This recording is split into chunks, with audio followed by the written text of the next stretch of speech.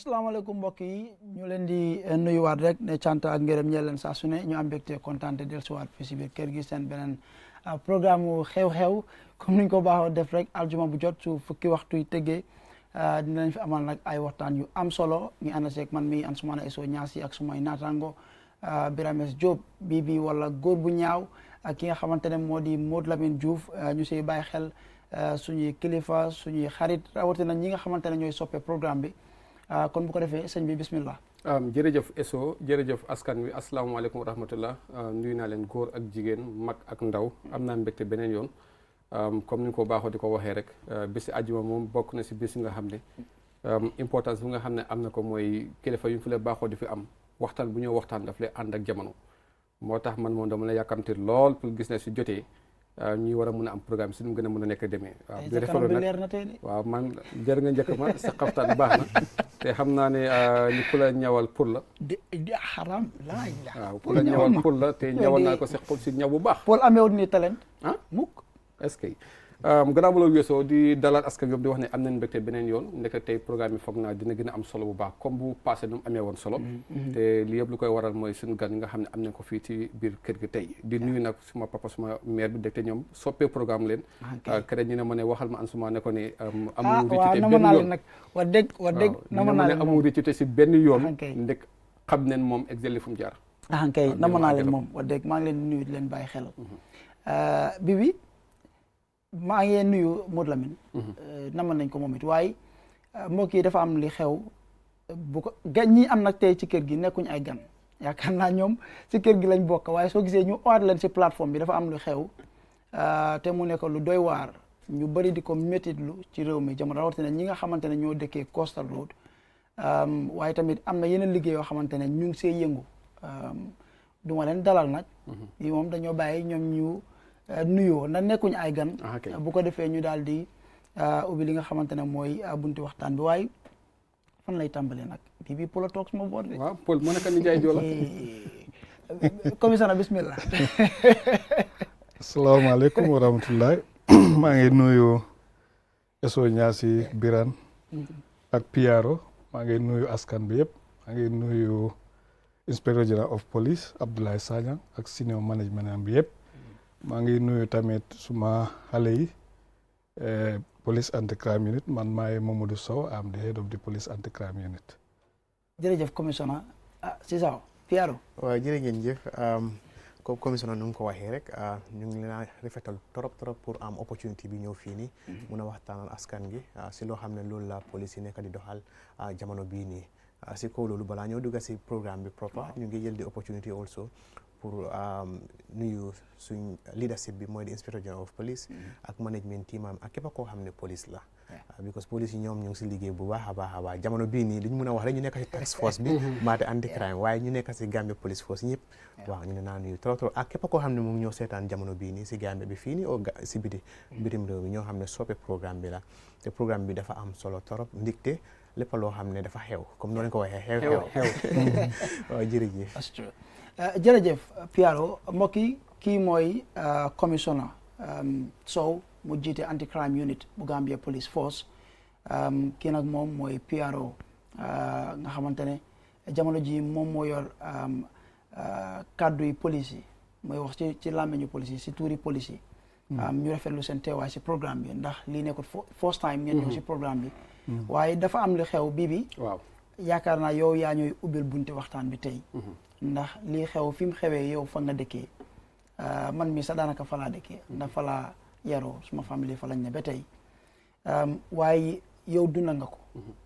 te fa nga dëkka xam nga mooy li ñoo wax rek adduna moom léeg-léeg nga dox be yow mi nga xam ne yaa jooy xibaar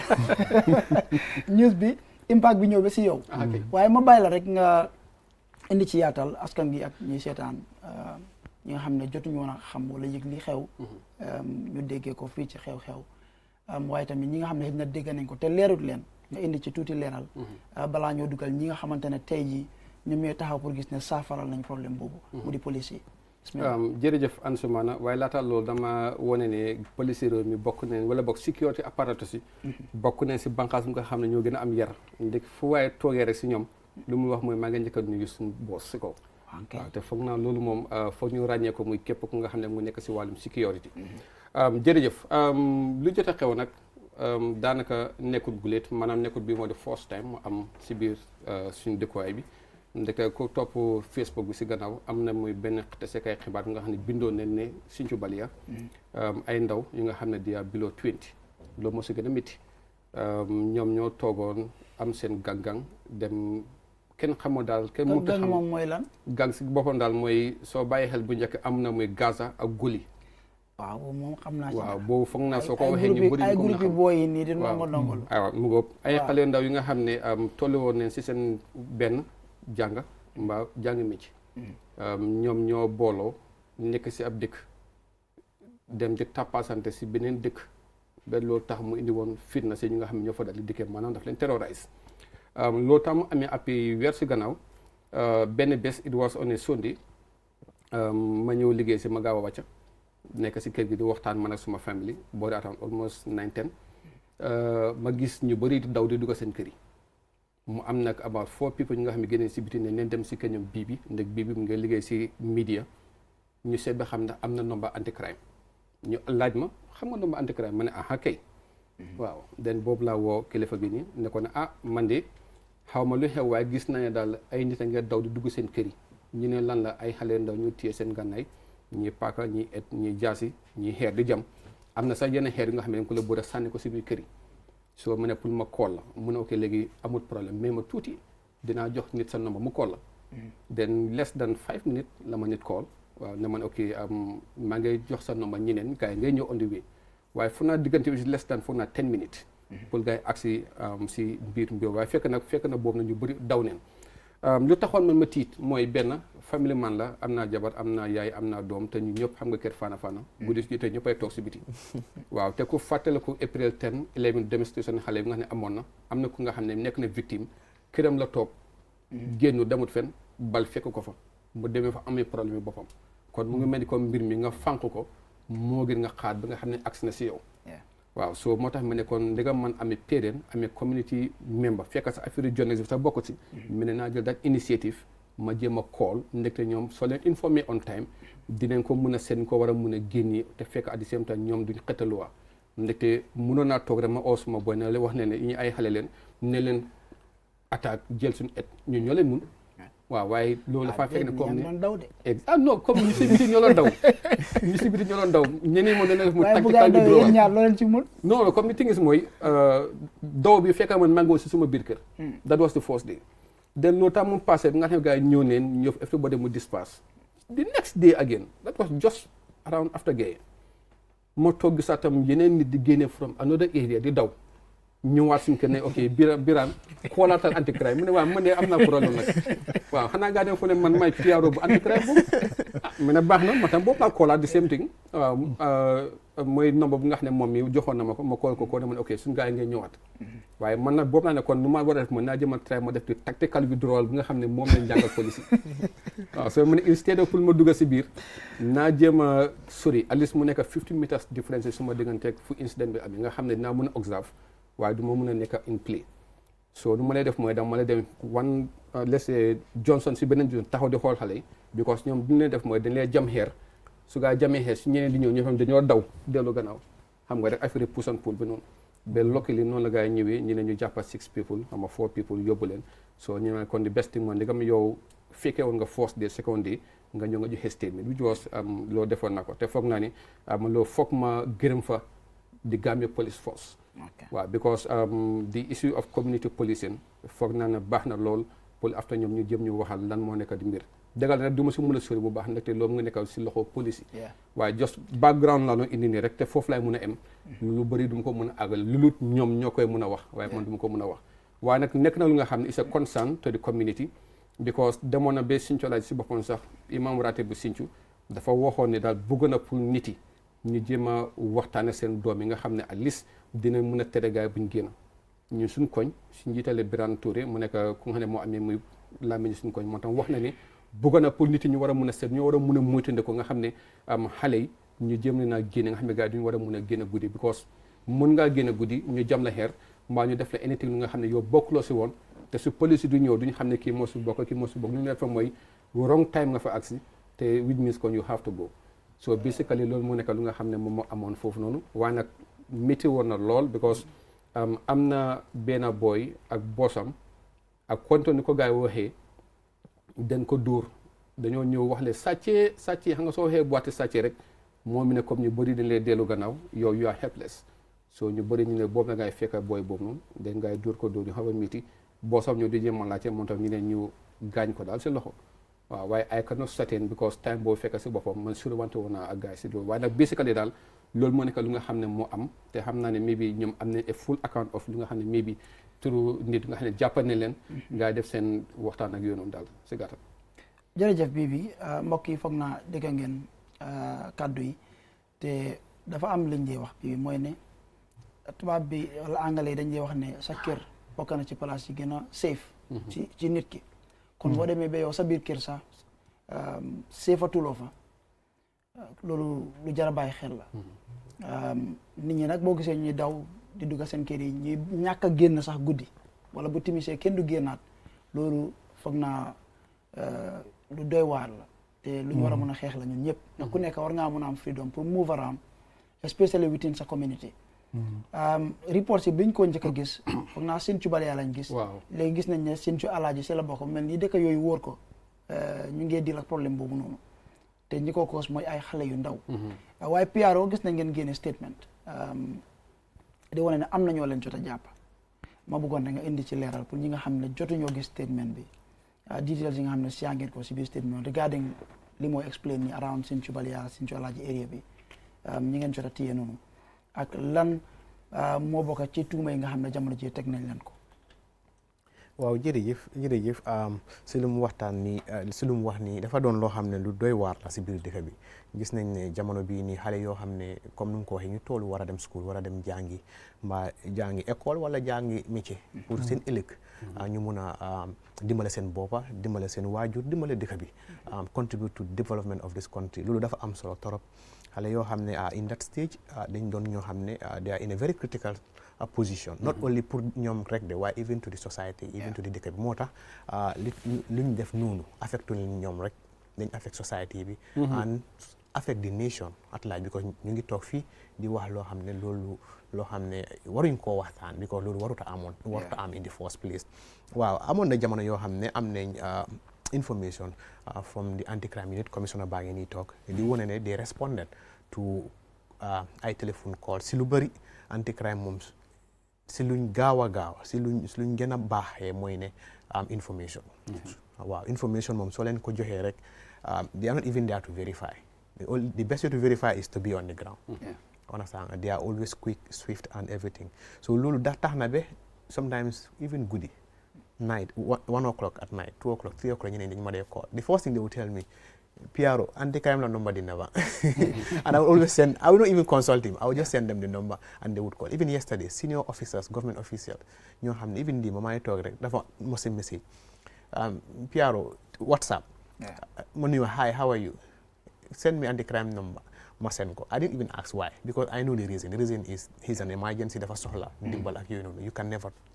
tell so si jamono yooyu noonu bu ñu amee information boobu noonu and they acted on that information xam naa moom si boppam dina gën a dem in detail as to that waaye comme luñ tasaare woon moon ne dafa amoon ay ñaari gang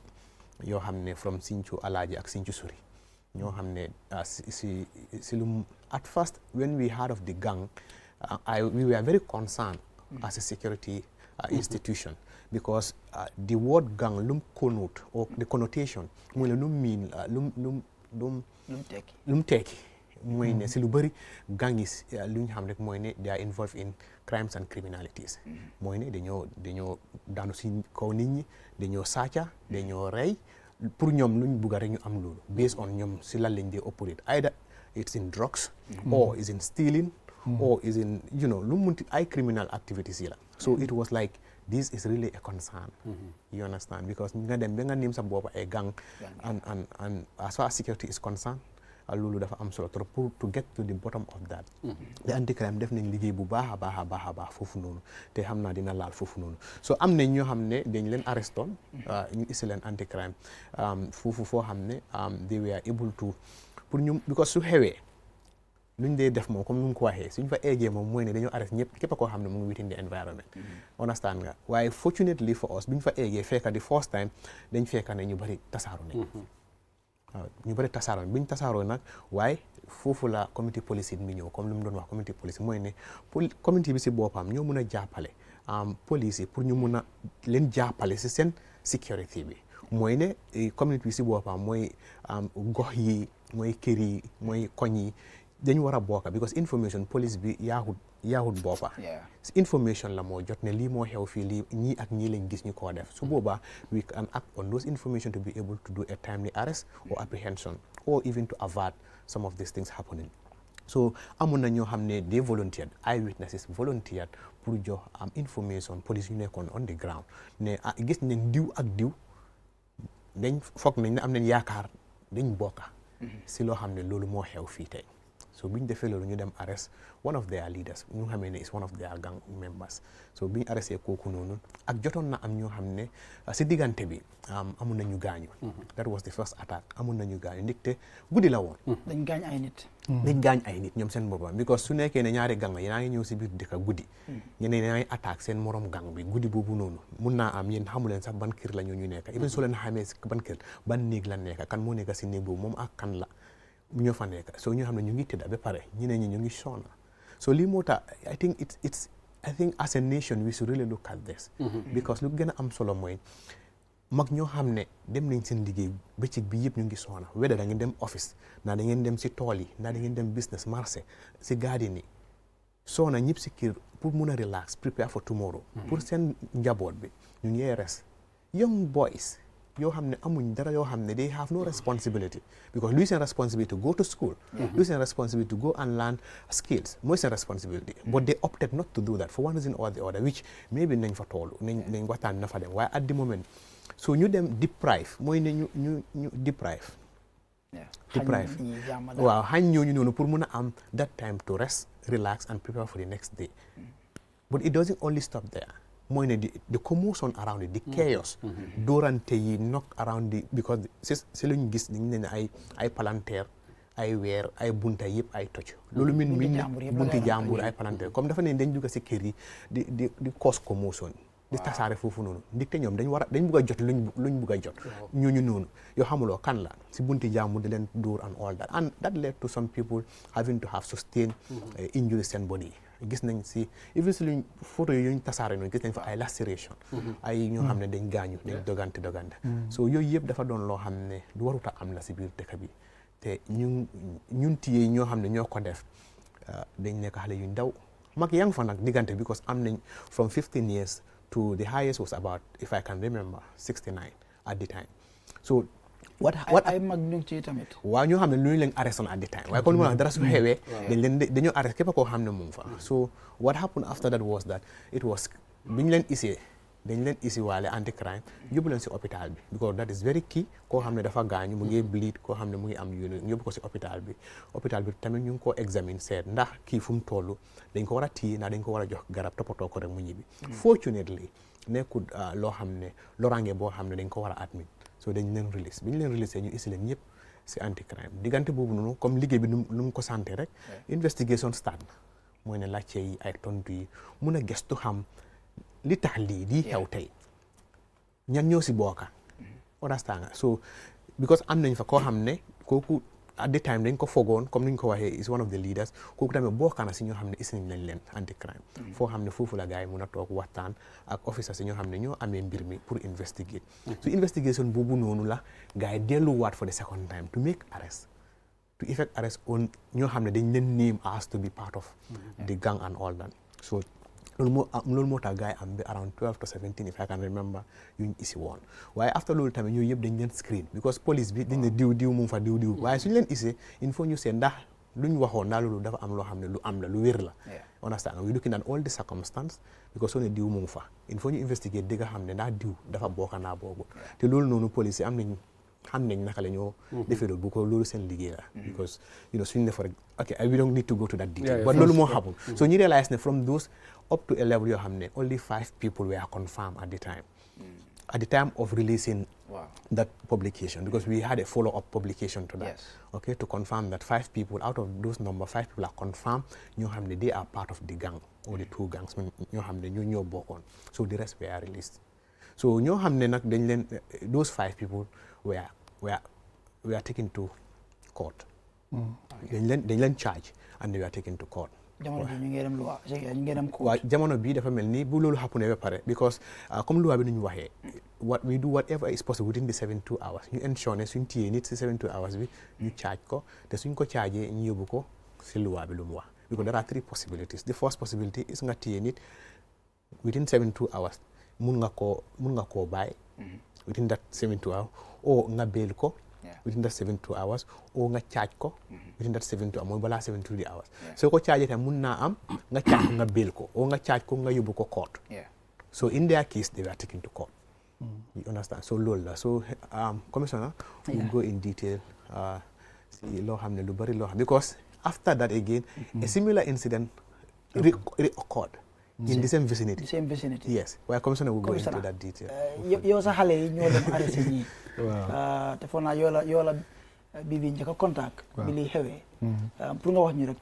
yooyu tamit lan nga mën a share ak ñun tey ci li nga xam ne moo xew. Okay, thank you very much, Sonia. Anyway, what happened on? For now, you start with the first incident. Yes. For now, be the second incident, but I'm calling. The first incident be my. For now, but what happened at Xew Xew around Freetown? Come PR on explain. When you call on, they respond. Call was a lot of calls were coming at that night. There was bandit attacks. Attacking people's compound, vandalizing, taking people. It was kind of a big, the way the information was coming, it was kind of tense. While being responded, some officers they responded, just anyway, the way the information was also coming, and luñ fekk si ground bi dafa xaw a ute tuuti. Luñ gis ne mooy these are group of boys, nit yi mën nañu use word gang, waaye man I think gang, comme PR nu mu waxee gang is an organized group bi nga xam ne they involved in a series of banditry attack mooy ay armed robbery ay dog cattle. Waaw léegi commissioner dinaa ñëwaat si yow I'll come back to you shortly. Bibi dégg nga lu PR wax commissioner yi tamit shortly rek dina ñëw si yow nga gën a indi leeral ci loolu continuer ci li mu ñu nekk di explainal waaye soo xoolee lii because man dëkk naa Coast Road for many years suma famille yaa ngi fa ba tey te xam naa ne bokk na ci place yi nga xam ne moo gën a dafa populate you know it's populated waaye tamit soo ñëwee si side yi jaama ak nit ñi seen freedom pour move around bokk na ci place boo xam ne place jaama la doo yombaa dégg yu mel nii yi fii façon yi problème mel ni nga xamante ne nit ñi dañoo dem ba ragal sax pour génn loolu man foog ma man dund naa loolu biir Coast Road wala dégg naa lu mel noonu bi ma faa nekka waaye as a community bari impact la lii am ci yéen impact bu rëy because soo nekkutee góor bu am fit 9 o'clock am na nu moo demee du la fekk si biti waaw jigéen moom waxi noppi jigéen moom doo leen xelal sax pour génne although lu ñoo wax ne lu nekk am na di negative part am na di good part léegi ñu nga xam ñoo ko dox kati guddi yu bëri ragal neen pour génn waaw ragal neen pour génn léegi waaye da ngaa gis ne loolu fa nekk si diggante comme like safara mun na moo taal kër ñëpp jooy waaw nga fay ko léegi nga taalaat nga toog a reer just loolu moo nekk dis issue li mu indi di community dafa métti woon lool waaye alhamdulillah because yàgg naa ko fi wax ne man I have 100% confidence on the Gambia security apparatus yëpp because ku xool ñëpp lu ñu xalaat mooy nen call police ñu ñëw kenn jëlut et xeex kenn jëlut xeer jam kenn jëlut lii mu attaque te nu mu koy ay xale yu ndaw leen less than 25 te am soo ne comme ne su koñ bi yëpp jëloon seen eti ñëw xale dañoo daw waaye kenn jëlut loolu attaque da nga wax ne nañ oo police yi pour def seen liggéey waaw kon mi lañ dawoon non am na ñu nga ma dawoon nañ am na yeneen borom bi di poli nga ne mooy xamoon because the thing is mooy yow xamuloo xeer poli moom dinañ daw xamuloo xeer poli moom dinañ daw xeer bu nga jël ko from east north west south di ñëw come on and su mën na sa bakkan bi nag moom mooy loolu waaw so definitely comme foog naa it was very hard si community bi yëpp te alhamdulilah tay moo ñëw bi wax gaa ne demoon na anti crime te gars yi def nañ seen liggéey am na ñu jàpp ñu bu ne alhamdulilah voilà nañ ñaanal gars yi ñu continuer def seen liggéey because lii moom xam naa bëgg naa laaj comme community policing soo ko bëggee set up si nit ñi comme group of people ñu bëgg a volunteer pour fa socc lan moo nekk di procedure because people are concerned. loolu dinañ ci ñëw waaye bëgg naa commissaire léegi moom mu continuer ci li mu ñu doon explainal ñoom seen réaction bu ñu yëgee lii ak liñ fa fekk commissaire. waaw comme ni ma ko waxee rek biñ yëgee information bi dañ répondre te biñ demee si scene bi amoon nañ ñu jot a am ne dañ am injuries force luñ jot a def mooy rush those people to the hospital as Compiaro lu mu explain they were treated and discharged waaye si guddi boobu jot nañ am ku ñu wax ne is part of it te moom group leader la waaye bi ñu arresté kooku then the following day kooku lead ñu in arresting I think the first day dañu arresté up to 17 people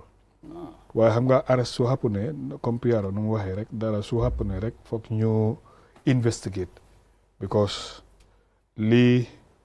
first time niñ ko reporté ak liñ fa fekka dafa xaw a ute because first information bi ma gis sax on the media or certain platform ne armed robbers or xëy na bandits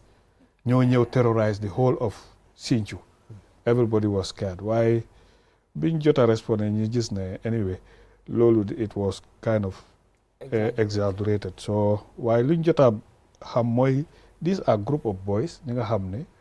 ñoom ñoo bokka di same view ñoo nekka di fight with another group of boys ñi nga xam ne di same view la because luñ jot a xam mooy this one happened sometimes 2 or 3 weeks before incident bi amoon na programme buñ demoon ñu am fa commotion c'est out of that foo na dafa am kuñ sànni xeer ba one of the group member that retaliated sustained injury waaye loolu we were not aware of it it was not reported to us or xëy na mën nañ ko report to another police waaye ñun we were not in the picture of that waaye biñ jota arrest guy ñu said na these people the other team group was kind of retaliating against the other group why it went they did it too far because biñ demee the next day biñ demee we realized that 20 compounds were affected. Wow. 20 different compounds because yeneen seen dañ toj seen wéer yi the other people they went and vandalized some properties there so it was too much it was too much for them waaye biñ investigated you said ne am na ñuy jot a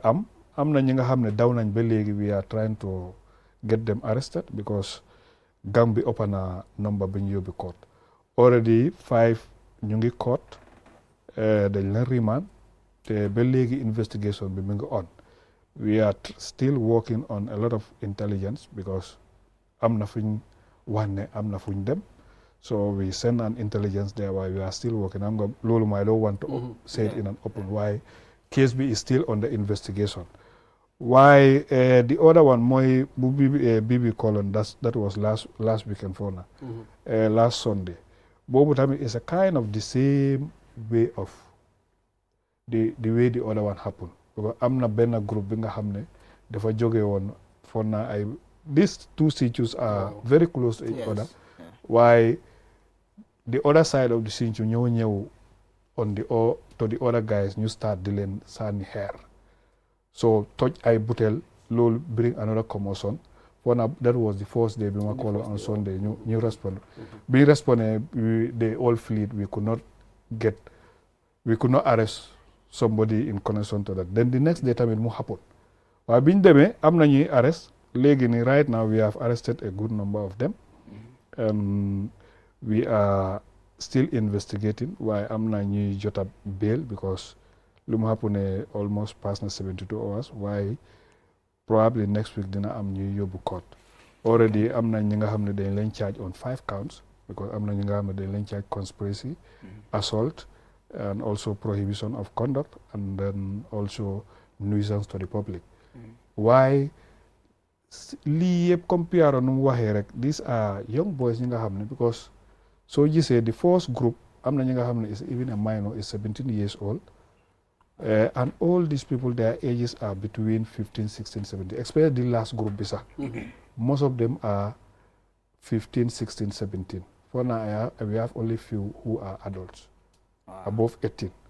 so gisee ne these people are people ñi nga xam ne they should have gone to school or go and ñu jànga métier waaye su fekkee ne ñoom ñoo nekk di form of a group di dem di attaquante then I think the society has a role to play because first dafa amoon ku ma kooloon ma ne ko mu ne ma am na ñi nga xam ne dañ jëlante fii jaasi di lii ma ne ko ok sometimes dañ dee respond su ñëwee we could not see anybody yéen as a community try leen ngeen seet xam naa ne groupe bi doo leen mën a arrest yëpp waaye try leen ngeen am kenn si ñoom so that when we come suñ amee kooku he will help us to arrest the others waaye soo leen bàyyee ñu ñëw wiiri ñëw ba foofu because sometimes distance bi because patrol bi sometimes is at different places te balaa nga coordinate ba ñu ñëw to a crime scene it may take 10-15 minutes waaye try leen as a community you people are adults try leen ngeen jël only one even one sax su ngeen ko arresté ñun suñ ñëwee with that person can at least help us to get the orders waaye ku nekk su toogee ne gis I think as a community also am nañ a responsibility anyway nit mun naa wax ne these people they are armed with cutlasses with knives is not also safe waaye for now they are from compounds te am na ñi nga xam ne dañ jot a arrest some people somebody call ma mu ne ma moom sax mu call ma mu ne ma anyway suma xale moo nekk si waaye ku moom bokkut waaye ñu bokk si affaire bi man xam naa gars yi ma ne det comme yow nga ne sa doom bokkut te yow ñi nga xam ne dañ bokka te yaa da nga toog ba nga gis ne police yi ñëw arrest sa doom nga jot a jóg ne nga wax ne sa doom bokkut waaye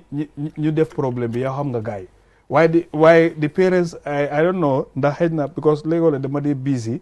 xaw ma ndax ñëw na waaye since then he doesn't call me so dafa mel ni ne the community am na a responsibility to play moo tax ne ñu ngi arrange I spoke to the OC of community policing just day before yesterday ne we are coming to work have a community policing with these communities ñu xam the root cause of this because lii is something li nga xam ne we have to discourage it because not arrest yóbbu court rek mooy the solution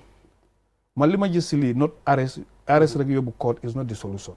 foog ñu mun a toog ak community bi ñu waxtaan ak ñoom ñu mun a xam lan mooy di problème because soo gisee xale yi ñu ngi am ak problème xëy na mag yi sax dafa am lu fa nekk xale yi ñoo nekk di ko wone so moo tax ne we want to have a kind of dialogue or community policing ñu toog ak ñoom ñu waxtaan ñu jéem a seet how we can all join together to solve this problem it's not the matter of anti-crime coming arresting taking to court is the solution these are young ones because léegi ku nga xam ne mu ngi dem school soo ko yóbbee court tëj ko all that time he will not be going to school and su xëy na su jógee from court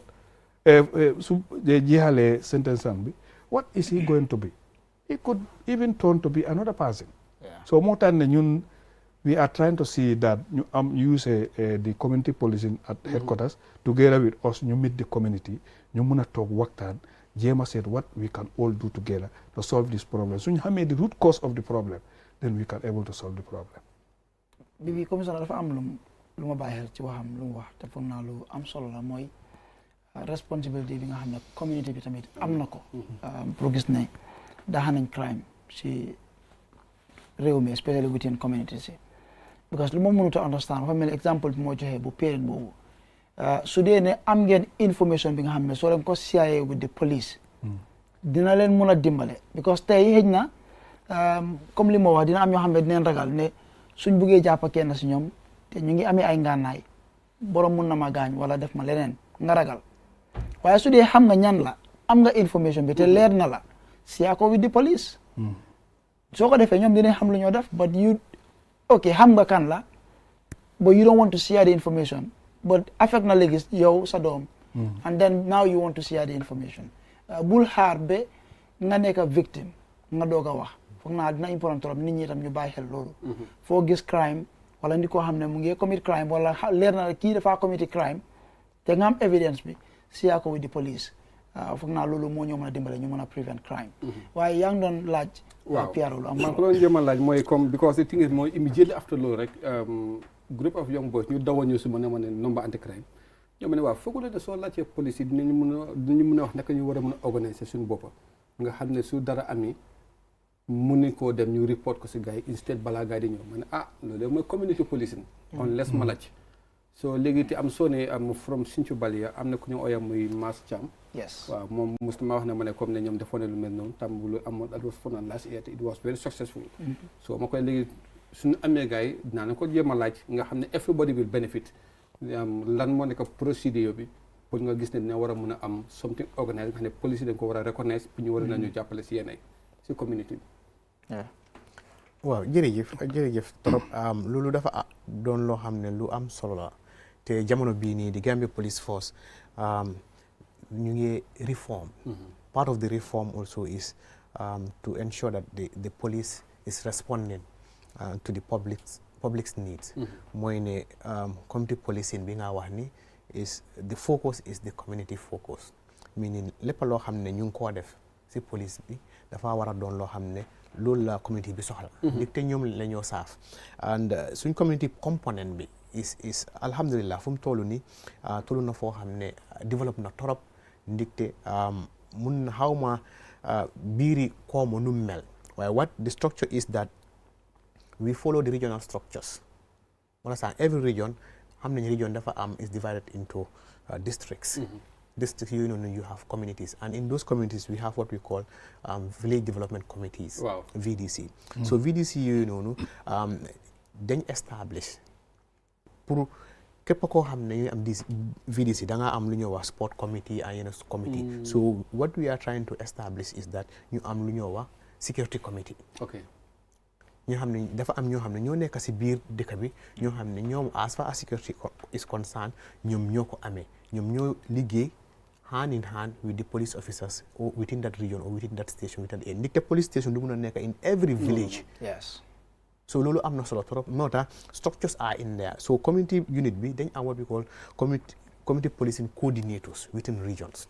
police officers are there who are attached to main police stations ñoo xam ne ñoo represent the community policing component so they are the ones ñoo xam ne dañ dee mën a liggéey ak askan ñu fa nekk communities yooyu noonu waaye the way forward for that is every VDC dafa war a am an established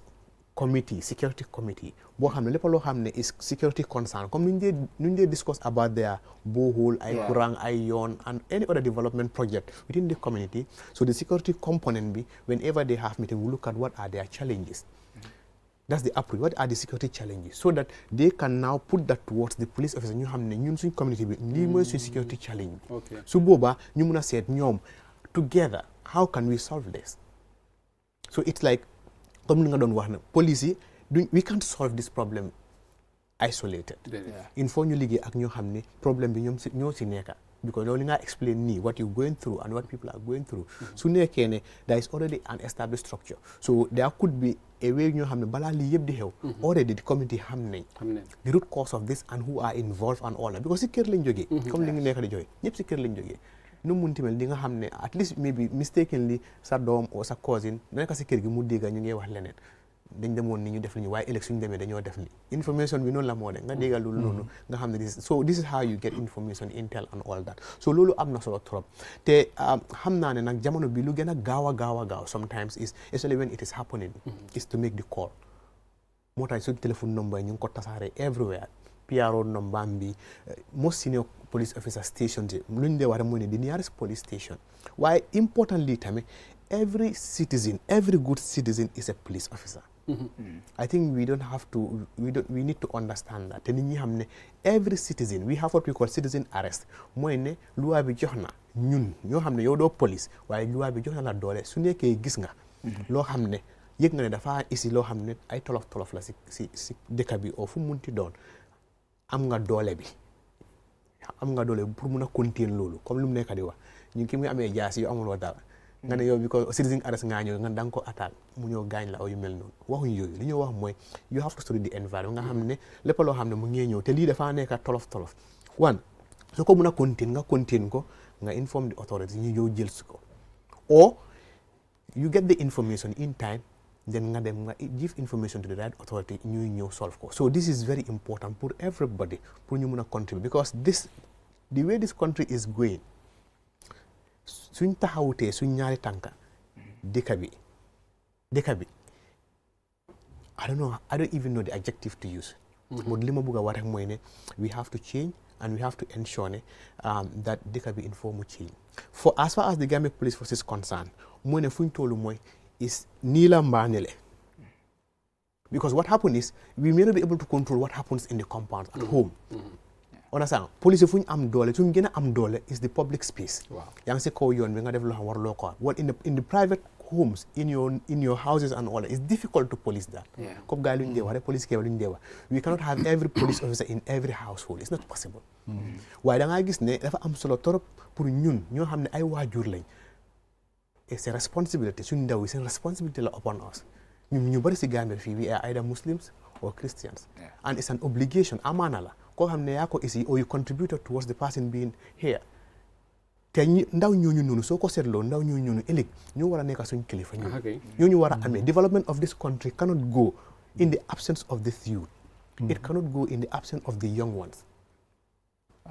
so it is important that we redirect we see how best we come as a country we rethink on what is happening. It's not just about this gang. Look at the drugs peddling.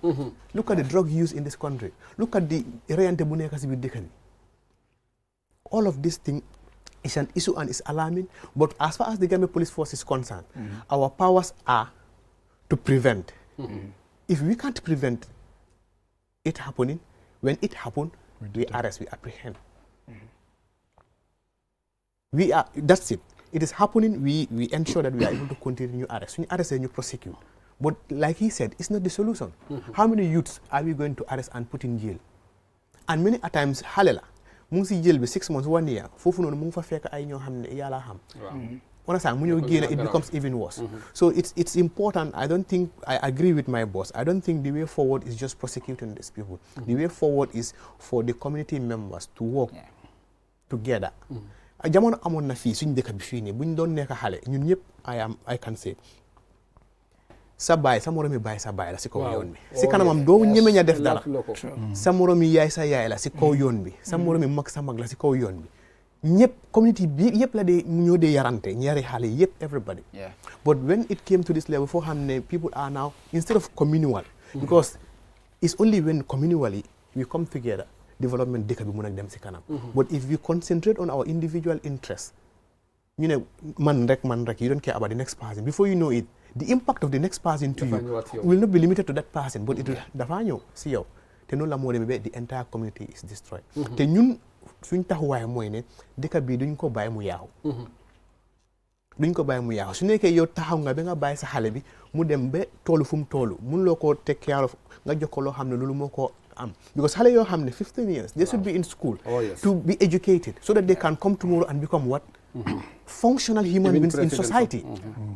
or ñu am skills boo xam ne remember everybody is contributing man police officer la you people are journalists you are doing your responsibility you are doing your quota police officers are doing their quota doctors carpenters fiitaay ku nekk has a role to play in development te dëkk bi we have to understand we are a developing country it requires the concerted effort of everybody te suñ ndaw yi dañu war a reorientate their thinking that is important ne they are the future leaders of this country and therefore they really have to suñ dëkk suñ bëggee mu dem si kanam that the one ñu ñoo wax ne we are going to backway ak yooyu noonu because foofu is already developed so if you want to go develop this country to that level it's not the drugs it's not the crime what it is mooy first jump soo demee foofu na sa doguma la te amuloo métier da ngaa demaat back to zero waaw so it means kon foog naa skill is number one I think the message is totally cross nit yi xam nañ léegi comme how to do kon mu mel ni comme dëkk bu nekk na jéem a try mu liggéey VDCM ndax moo nekk di core because village development committee waxtu nekk sa tur kese am na ñu nga xam ne si boppam all the secretary la ngay amee ak président presidency waaye baax na pour alcalde bu nekk mu make sure mu am all the structures nga ne ma fa nekk because ndigam li component la su roni muy VDC bi dina baax lool because dina baax nga xam ne comme koñ bi nekk di nga war a mën a am representative si that committee si VDC bi lu fa am nga call yëgal ko gars yi ñoom ñu call it will be very easy waaw foog naa am su maanaam loolu that is very good. true bëggoon naa commissioner mu ñëwaat si lii parce que maa ngi fàttaliku ko bu ñu àndee woon ak ñoom. waaw ñi nga xam ne lañ jot a arrest keroog foog naa bëri na si ñoo xamante ne ay ndaw lañ. over 90% bi yëpp they're young people. They may not be teens, I mean adults clearly, but these are young people. And foog naa PRO wax na lu am solo su fekkee ne ndaw ñi nga xamante ne ñooy nekk ci kilifa ëllëg ñoom ñoo nekk di dugg ci yëfi crime ak drugs ak yooyu loolu is very worrying. Lan mooy sa message as commandant am anti crime di xeex crime ci réew mi ndax xam naa ne every day ngeen di la façon crime bu nekk te li ci ëpp si ñuy commit crime si le ay ndaw la moo nekk lan mooy sa message tey si ndawi Gambie yi nga xam ne ñooy seetaan programme bi. Well, comme ni nga waxee rek most of our arrests are young ones nga xam ne ages sometimes ranging from 15 upwards. You hardly arrest somebody ka nga xam ne is more than 30 or 40 of a crime, but most of the arrests are between 15 to 20 to 30 years. So comme youth yi li ma lay advice mooy because this abuse of drug will not help. The most of the people ñi nga xam ne dañ leen arrest is either da nga mandi either nga naan sangara o nga laal drug. So some of them da nga dee gis ne duñ dee nekk si seen sago. So the drug abuse they should be careful because su dul loolu drug dina leen yaaxa te at the end of the day soo laalee drug soo ko amul sax da ngay jar na la sax nga dem sàcca pour nga jënda. So the way they are abusing this drug I think is too much. Li ma leen mën a advice rek mooy nañ dem school ñu jànga because they are going to be the future leaders of this country. Su yaaxee seen future bi at the end of the day mag yi dinañ retired te ñoom ñoo war a jël dëkk bi de because kuy liggéey yaa ngi ñaan yàlla nga liggéey ba nga retire waaye foo naa fii lay ñëw di parents have a responsibility to play because every child comes from a house waaye normally soo demee patrol nga gis you see how these youths are loitering in town late at night nga xalaat ne dañ am parents yow nga nekk a parent yow you don't care ndax sa xale bi du gana whether is in town liñ xamoon ñun time buñ nekkoon xale mag yi duñ dee tëdda fekk ne xale yi ñu ngi si biti timis sax du la fekk si biti yow xale bi dinañ make sure that balaa ñuy tëj bunta bi make sure that all the kids are in house waaye léegi soo demee mag yi ñu ngi si biir néeg xale yi ñu ngi si biti so foo naa parents tamit am na response because somebody ki nga xam ne is less than 18 kooku as a parent waruloo koo bàyyi mu free dañ ko war a topp ak make sure that ne time bu mu war a nekk si kër gi mu nekk si kër gi time bu mu war a dem studies su fekkee ne mu ngi school mu dem studies su fekkee ne mu ngi jànga métier su wàccee na ñibbi waaye koy arrest man apprenti la man lii la te tamit ñi nga xam ne ñu ngi jàngal xale yi métier nit su la joxee doomam pour nga jàngal ko joxul la rek buy su liggéeyee jurindi de si guddi nga bàyyi ko because li ñu jot a understand tamit most of these people ñi nga xam ne ñu ngi jànga métier most of them they are not under control suma parents mu ngi si provinces bi man maa ngi Kombo dama ñëw si suma boss suma liggéeyee ba after timis man pare naa ak suma boss I am on my own te yaayam o papam jowul la pour nga bàyyi ko noonu daf la jox nga jàngal ko nga contrôle ko nga yar ko waaye soo ko bàyyee yow daal loo ama moom mooy liggéey bi moom su wàccee rek after timis yow amuloo si moom dara nga bàyyi ko mu nekk si dëkk bi suñ youth folk nag they should concentrate on their education even this back way or this dem Europe soo demee Europe jànguloo amuloo métier looy dem def foofu coono rek la so li ma leen lii ida nga dem school nga jànga o nga jànga métier nga mun a nekk kilifa si future bi waaye soo nekkee si drug abuse soo moytul before nga reach ay 20 or 25 years da ngay dof sax because yaa ngi gis a lot of people ñi nga xam ne ñu ngi dof because they abuse the drug too much yow nga laal drug am loo lekk bu baax yow yaa ngi jël rek so at the end of the day it will affect your mental health te su la affecté at the end of the day doo mun a nekk with the community ñaata how many people will call me suma doom dimbale leen ma dafa jël jaasi def ma bëgg a li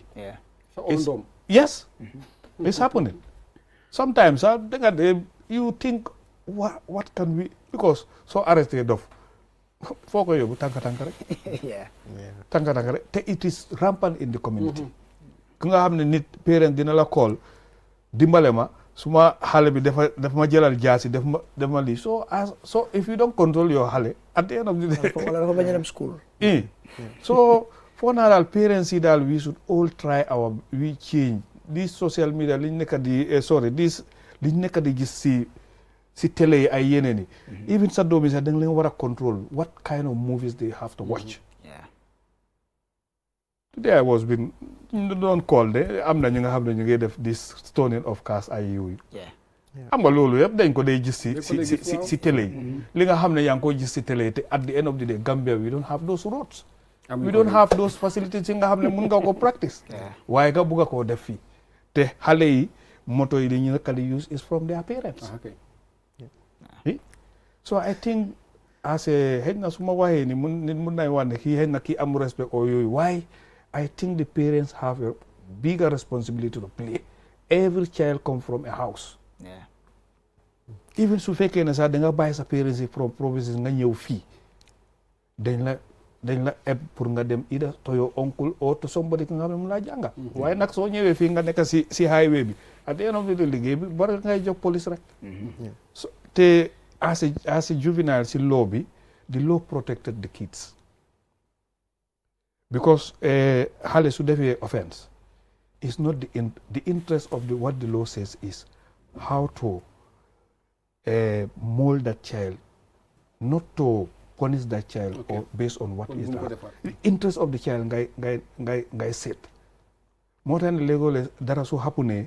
nit yi suñ understand ñu wan ok police don't want to take my thing seriously waaye under the law soo yóbbu xale it need a lot of protocol so amut birth certificate for nga try nga dem make age determination because doo ko mën a yóbbu court without determining the age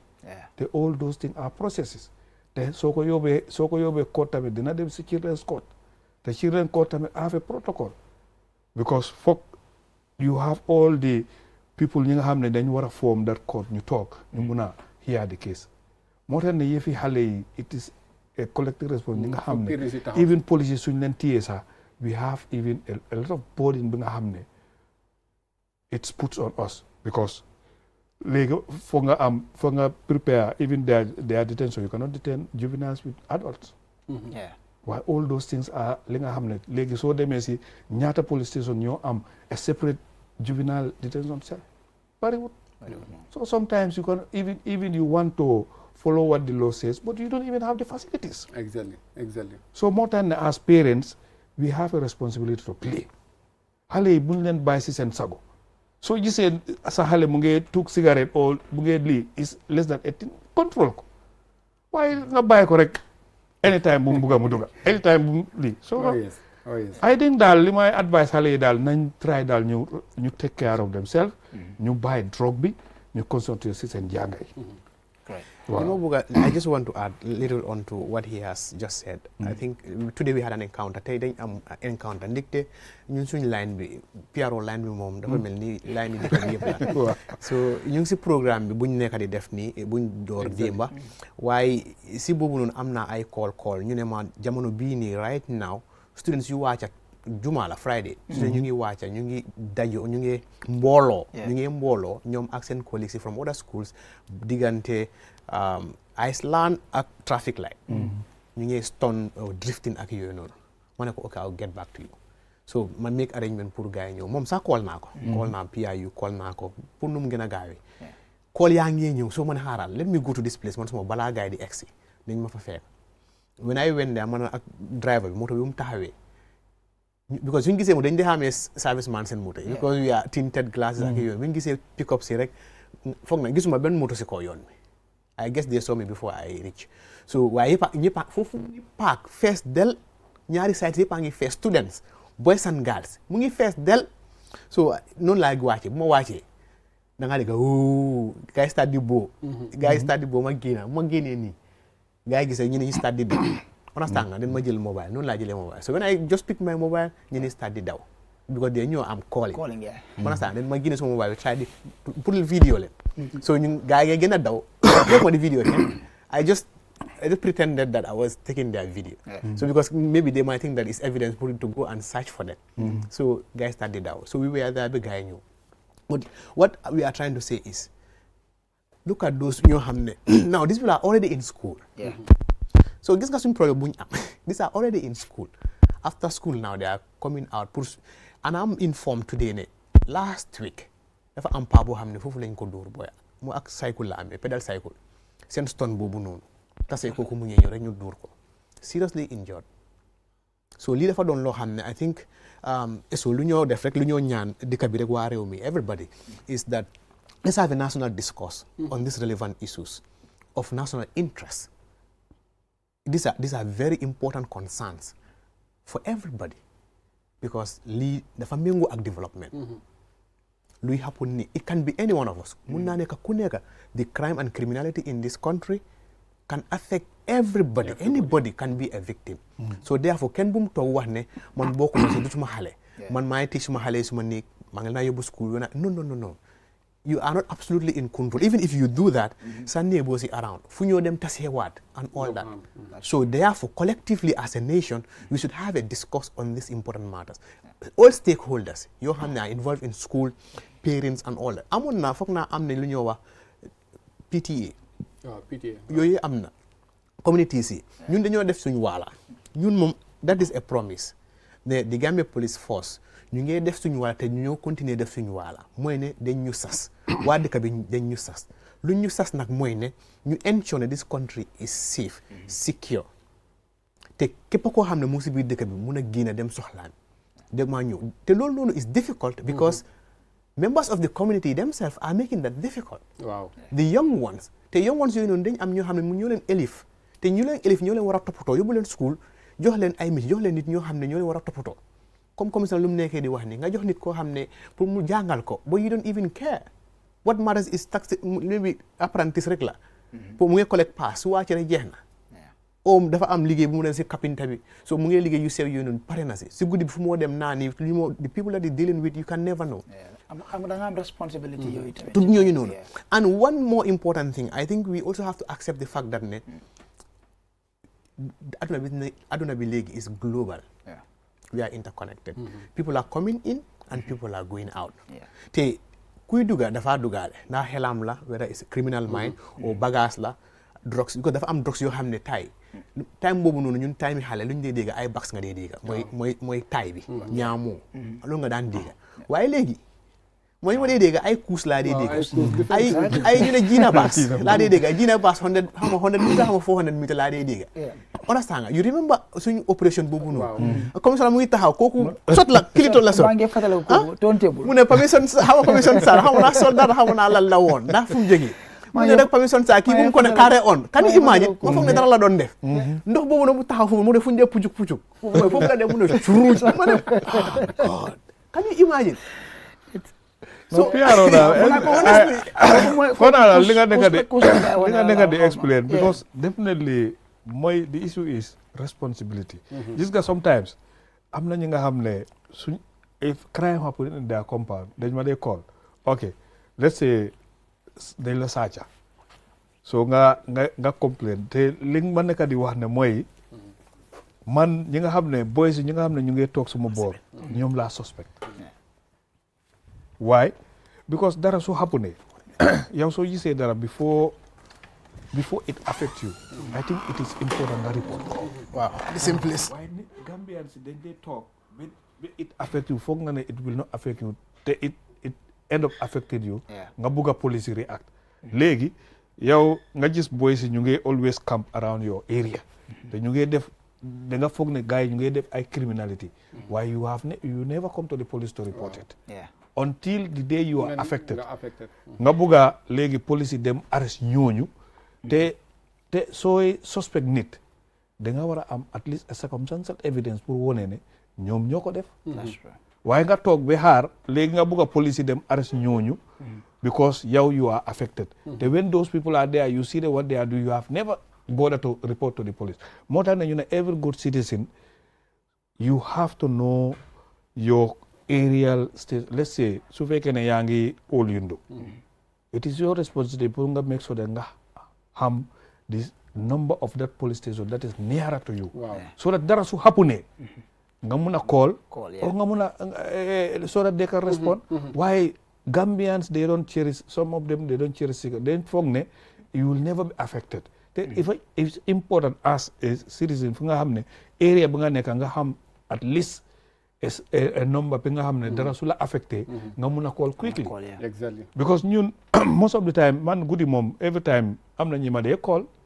because number I think when I came to this program my number is so spread so why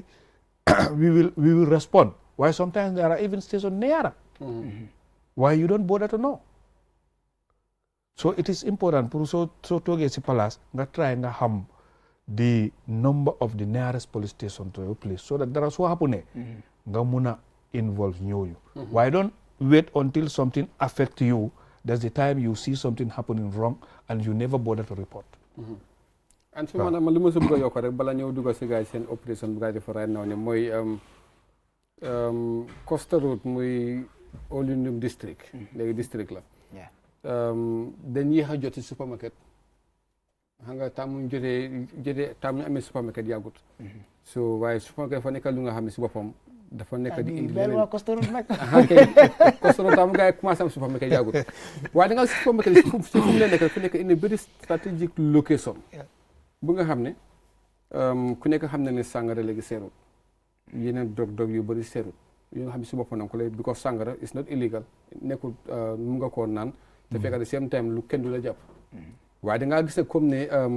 fu ñu koy jaayee foofu la problème bi nekk bu njëkka ñu suñu time xale lu ñu xamoon mooy sàngara soo koy naan o foo koy amee mooy si hôtel yi ñu loolu leen xamoon suñu time xale waaye ndigam nga dem ba di war a nekk si supermarket nga koo jëndee $50 $35 si boori garage automatiquement lu muy wane rek mooy xale yu bëri yu nekk apprenti léegi contract la da ngaa liggéey suba ba ngoon koloon jëlal xaalis apprenti bi si moto bi ñu fay la $250 yow pare na ak yow nag soo paree nga dem nga jënd sa sàngara nga naan o nga dem jënd loo war a jënd nga xaypa nag form a groupe waaw te foog naa loolu is very good xam naa bés na mos a jot dinañ fi jéem a am maybe ñu amee that responsibility si affaire yi comme affaire yi drogues yooyu noonu ñu gën a mën a waxtaan moo on bi dem léegi gaa ngi nekkoon si seen benn opération waaw fa la ñëw dem ak moom sax opération xam nga nag bi man benn problème laa am ak ñoom waa ji bu ñëwee korka sax wax na ko opération si daal dafa mel ni ñooy dañ dee yëngal rek si dooren bi su yàggee ñu seddal Piero waaw jërëjëf mbaa biiru mel ni beneen bi rek bi dafa utee torop ak yeneen yu passé ok torop ndigte dañ tollu foo xam ne comme li ma doon wax rek dëkk bi il faut mu développe te kenn du jógee fenn mu développe ko for us ñun ñoo war a développe dëkk bii nii te développement boobu noonu is gonna really take a hard decision the decision yooyu noonu have started very strong decisions very hard decisions very uncomfortable decisions because dëgg la individual interest cannot supersede national interest public interest te si kaw loolu lañ gis moo tax nguur bi loolu la gis ne right now a lot is happening even soo gisee the effect of this we are talking about the transportation system mooy suñu yoon yi suñu oto yi te transport bi soo ko seetloo bu baax a baax yoon yi si lañ bokka moto yi si lañ bokka te si kaw yoon yi there are so many issues around that one blockage of yoon yi traffic congestion accidents yii dafa doon yoo xam ne yu am solo la because yii dafa affect every individual daf ñu affect koo xam ne mu ngi jógee Brikama di dem Banjul liggéey you have to wake up as early as 4 or 5 o'clock pour nga mun a egga Banjul 8 o'clock fekk la fa sometimes da nga egga around 7 but pour at least 8 o'clock mu fekk la fa su booba nga mun a liggéey at least doo late in the first place lu war du la téye ne yow ñu nga liggéey war that's one waaye su nekk that's one ba 4 su jógee su nekkee da nga bëgg a egga kër in time or on time maybe xanaa da ngaa sàcc 12 mu jot rek nga paak nga yóotu ñu balaa nga egga kër 4-5 waaye foofu su fa la fekkee Banjul ñu bari si ñun dañoo xaar ba 5-6 soo julee 5 ba 6 nga yor ndànk nga xam ne balaa ngaa egga 8 la wala 9 Brikama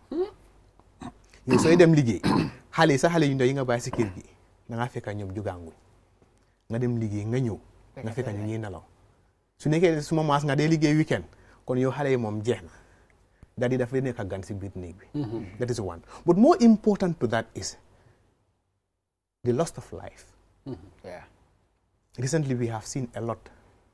we wouldn't say an increment because suñu ne an increment dañ ko mel noo xam ne dañ ko measure against and I don't have that data to say it's an increment but gis ne recently there has been many of such foo xam ne accident yu bëri am na si kaw yoon yi te waxuñ ne digga moto yoo xam ne ñoo nekk si kaw yoon gi they are the very ones ñoo xam ne ñoo def lii or ñoo xam ne installation si kaw yoon bi ñoo contribute to this but we are looking at the traffic transportation system holistically so si kaw loolu noonu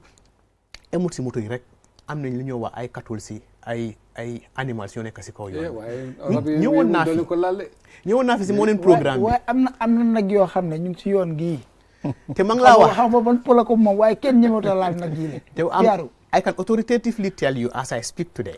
because then you form a task force because government bi dafa jox a responsibility to the Gambia Police Force mooy ne the Gambia Police Force is responsible for internal security and as such ne ñooy lead this task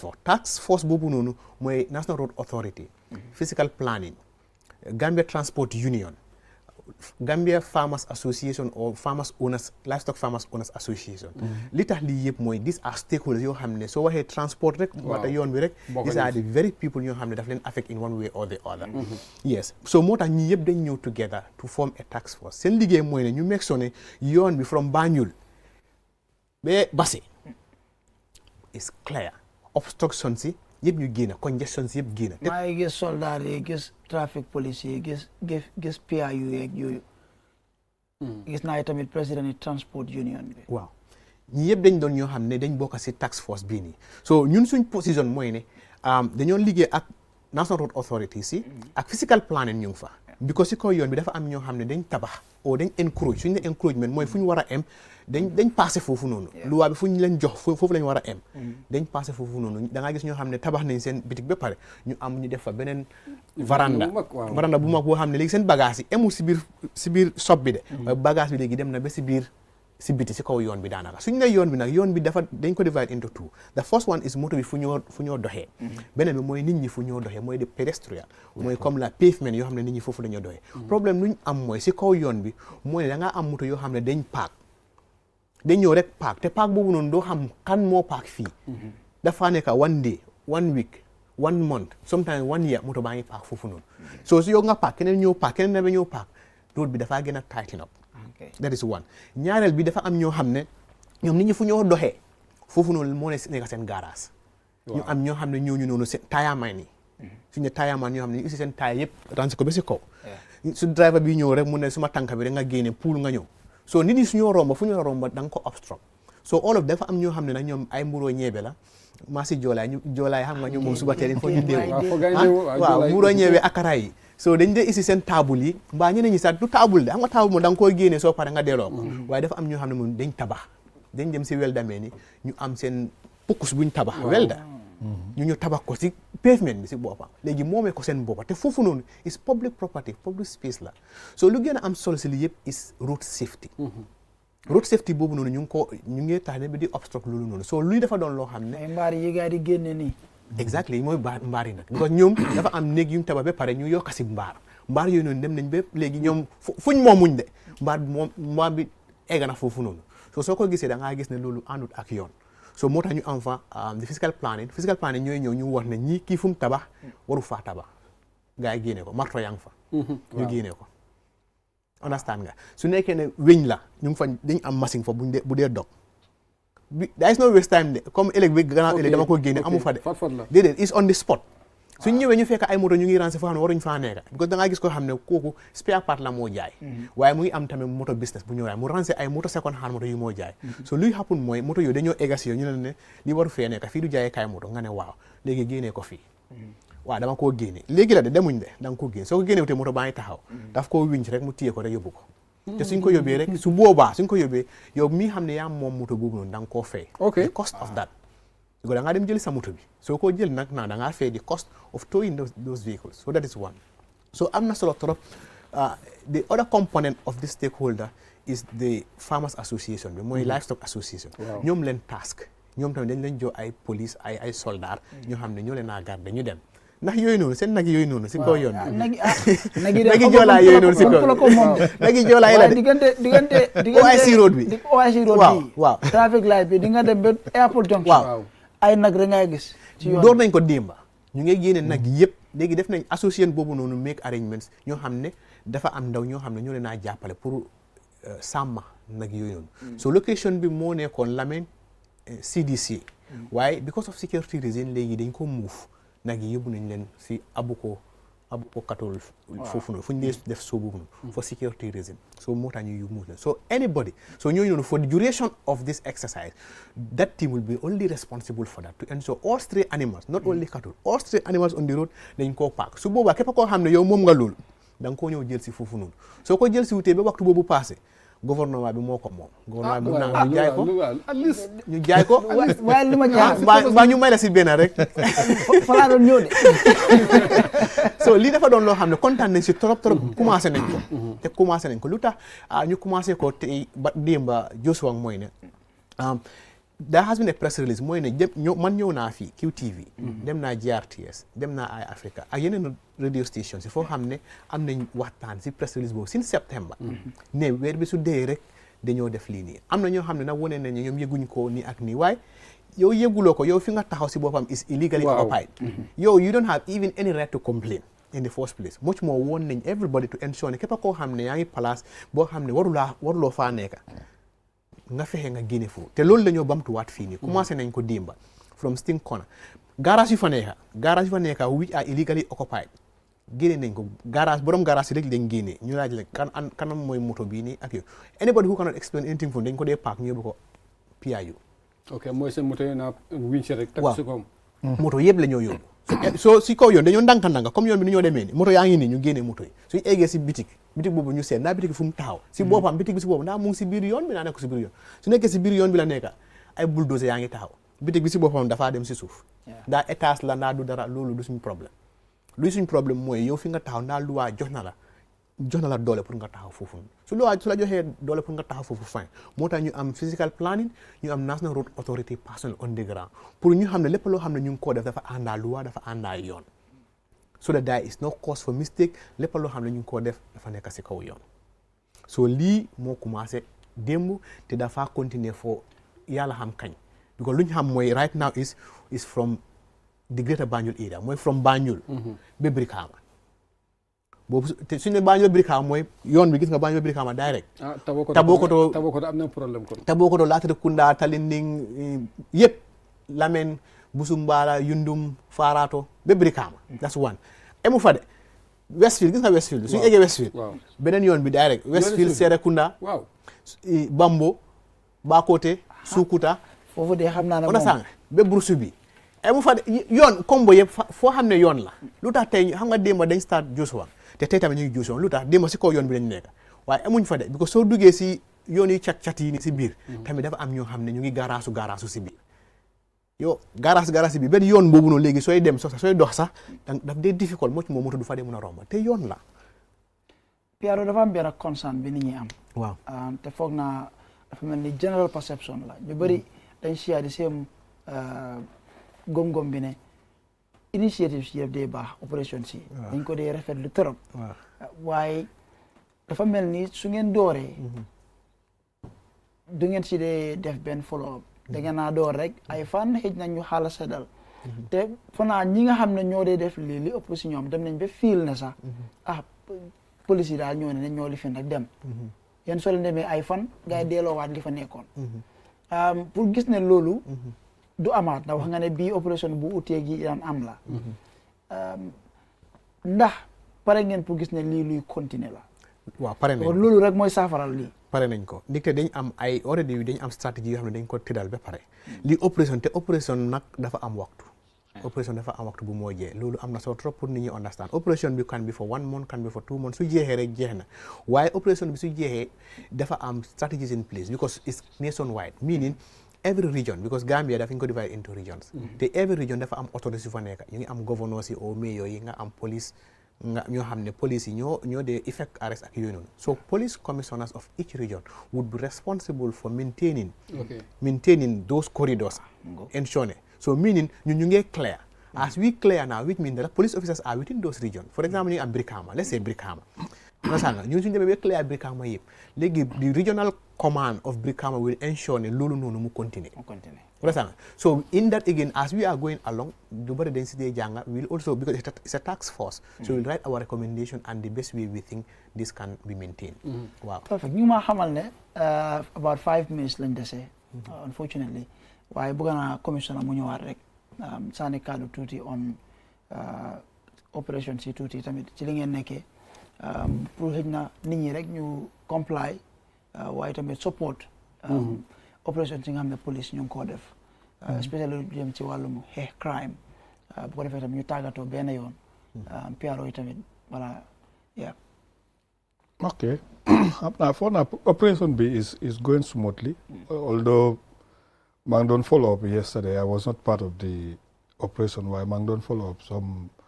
dafa am yeneen place biñ dem dafa am ay obstruction yi nga xam ne ñu ngi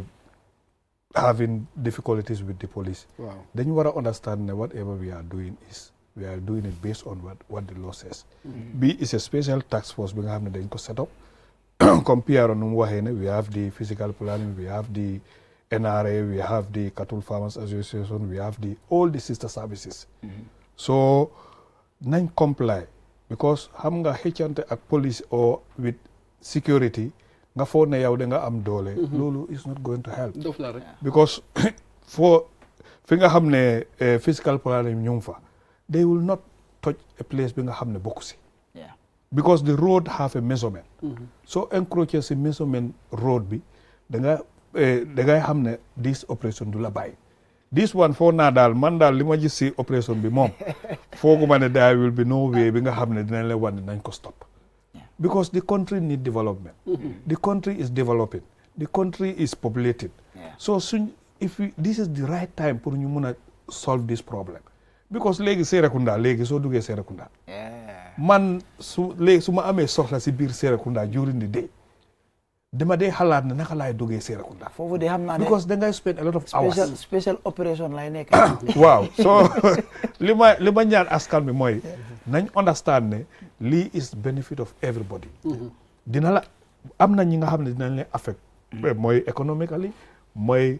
whatever the case waaye at the end of the day lii su paree in the future dina la dimbale because da ngay mun a soxla pour dem faj sa soxla nga move freely te life and property li nga xam ne ñu ngi koo save because life is important that is more than anything so most of the accidents ñi nga xam ne ñu ngi happen is because of it's a man made something because yeneen structures yi su fa nekkoon xëy na du happen waaye so we have to understand that when a life is gone it will never be recovered we cannot get it back so nañ seet ne lii is a national development amut politique amut dara is for the country ñun we are not politicians te duñ bokk si yi so nañ make sure that ne politicians nañ bàyyi police yi ñu liggéey this is the only advice li nga it affect everybody nañ buñ si dugga politique nañ bàyyi security ñu liggéey waaw loolu laay ñaan maa ngi also nuyu képp nga xam ne ñu ngi déglu programme bi xam naa ne it's not easy security mbiri security we need the support of the general public duñ mun a def yëpp without the support of the general public so any vital information bi nga am nga bugg a joxe you want to give the information to the police, feel free. ñun suñ joxe information we will work on it te duñ tudda sa tur. waaw soo witnessé dara nag mu happen si sa kanam mais so da nga ñëw nga joxe statement. comme bii bi nu mu def. problème bi dafa happen moom gis na lu mu xam si mu ñëw jox ñu li statement. waaye dara happen si sa kanam nga ne it doesn't bother me man duma joxe statement tomorrow mun na la affect. so that is the advice li ma am joxe. jërëjëf commissioner. jërëjëf li ma si bëggoon a wax rek mooy ne fàttali nit ñi ne and to reassure the public ne lii dafa doon loo xam ne dafa taxaw ndikte soo leen bàyyi xel anti crime balaa anti crime bi doon am ay opération ñoo amoon. waaw opération no compromise opération bulldoze ak yooyu. so opération natiya boobu noonu mooy njëriñ boobu noonu bu ñu amoon si loolu demoon na ba commande bi gis ne am na solo trop opération bu mu am opération dañu am ay unit boo xam ne. boobu dafa dañoo féetoo si lii rek. te sant Yàlla tey moo tax rafet liggéey bu baax a baax boo xam ne ñu ngi koo def te kontaan naa foog naa Gambie yëpp ñu ngi si kontaan loolu tamit bokk na si loo xam ne opération bu ñoo def nii incha allah because right now mbébét bu inspector general of police Abdoulaye bu mu am mooy ne loo xam ne mu ngi si saako bi du yàgg mu génn mooy highway patrol soo bàyyi xel si inauguration am bi Serekunda wax na lu ñuy wax highway patrol suñu ne highway patrol mooy nekkul ne trafic yoo xam ne dañ dee contrôle trafic highway patrol is dañoo nekk di move ay motocycle lañ amee wala moto lañ amee ñoo xam ne ñoom ñu ngi si trafic bi lépp loo xam ne dafa cause obstruction bi mu ngi cause obstruction bi lu waa lu mu am si dañ koo génne immediately ñu continuer trafic bi continuer so loolu noonu tamit su ñëwee dina bokk si loo xam ne dina tax ba lii dafa sax fii nii so hopefully incha allah yokka ñaan jàppale police seen liggéey bi comme ni mu ko waxee ni we can't do this alone as a police institution alone this is why it is a nation. That nation constituted so many different institutions and included in those institutions is the public. So public bi ñoo ndokkale yokkal ñu jàppalante liggéey dëkk bi. My last statement is dëkk bi nobody else will come from outside to develop this. It's us. ñu ñoo war a téyewante. ñu xam ne ñu ñoo ko bokka. Together we will succeed. Together we will make a change. And that's what we are here to do. Thank you. jërëjëf Piaro jërëjëf commissioner we appreciate ne jël ngeen seen time pour ñëw fii waxtaan ak ñun waxtaan ak askan bi loolu leen honor suñu invitation bi appreciate nañ ko torop and we look forward to engagements yi nii more of them inshallah si jaama at least celebrate development differently waaye tamit ñuy bàyyi xel tam kàddu yi bi waaw lu may wax rek mooy comme nekkul excuse si nit mu wax ne yëguma ndekte ñu bëri dañoo jël seen radio dafa memory card di déglu musique waaye dafa war a nekk right si yow nga xam ne di nga xam télé bu nekk ban time la moo def news nga xoolaat news at least nga mën a xam lan mu nekk di dem second itam am na ko binde Facebook mu ne ngeen bàyyi xel tam ne comme Tanji the same thing lu xew a Costa bi ngi xew foofu tam pour ngeen yëm koo xam ok jërëjëf Bibi jërëjëf commissioner ak Piaro mbokk yi kon dafa mel ni tey lii la ñu waxtu may ñu leen di jaajëfal ñi nga xam ne tamit di bàyyi xel ñu doon topp ci radio bi ak internet bi tamit ba beneen aljuma incha allah jërë ngeen jëf